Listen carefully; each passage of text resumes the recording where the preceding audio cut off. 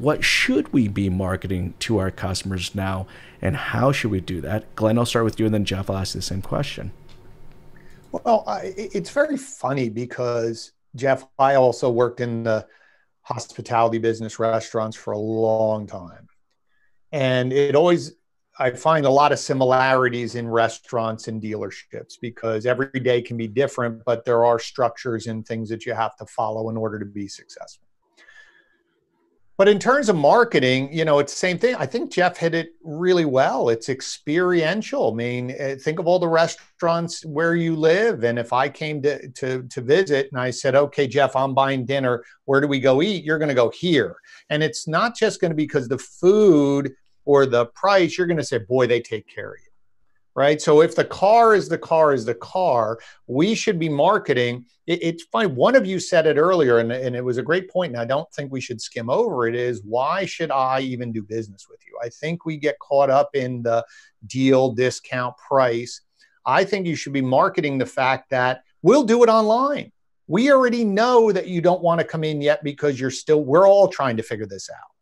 So here's what we're going to do. Do as much as you want online. We'll talk to you. We'll pick up. You want to come in and test drive it? Hey, it'll be clean and sanitized, and we can be done with this. I think the idea of an appointment should no longer be to start the deal. I think the appointment should be to pick up your damn car. And so I think marketing should be about convenience, speed. We're here. We'll do whatever you want to do. Answer. We'll talk to you. All of that. On top of we're safe, we're clean, or whatever, and people are going to come in. But I think if you go to market with that, I think you get more opportunities to talk. And then to Jeff's point is stop making it so damn hard and confusing. Like the only time you're going to get the truth is if you come in here like I'm the keeper of the secrets, right? Versus I'll give you everything right now. And people are so used to that, they're going to come in. And then to Jeff's point is give them a great experience. That's what you need to be focused on. I love that, Glenn. I mean, I love the idea of marketing process over product. Because I think in reality, what we're going to see from dealers that are going to be successful moving forward is they're going to have to process their way to profitability. I don't think look, I mean, we're all marketing people here. There's no magic pill. There's no diet pill or 12-minute ab solution for this. It's really processing our way to profitability. But Jeff, and before Jeff starts, but his point before was about margins. You're not going to make it up on the car.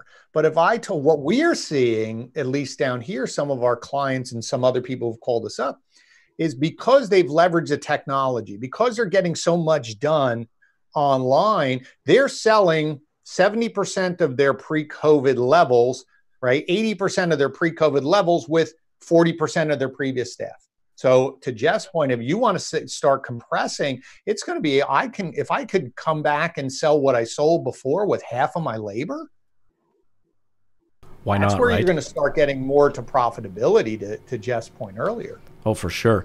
Jeff, kind of your thoughts on what we should be marketing to our customers now and how should we be doing so? Well, one of the distinctions that I think we miss sometimes, and yes, we want to serve the customer. We exist to serve the customer, but it's not about customer leadership. It's about sales leadership. The customer still needs to be led through the process. Yes, we want to lead them with options so they get to choose what the next step is. But if we're going to have the opportunity to really delight them, to give them options. All right. This is one of my favorite, to give them options they didn't know they had. If we haven't been able to engage and ask them really good questions, that's where we build value as a professional in the industry. It's not point, click, and buy. For some it will, but not for the majority of people.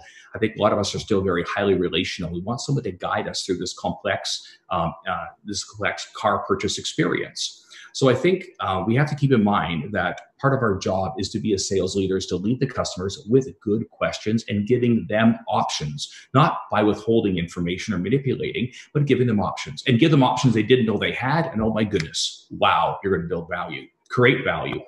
The other thing which we found has been hugely effective, and I got to tell you guys, it's so common sense, but it's so powerful.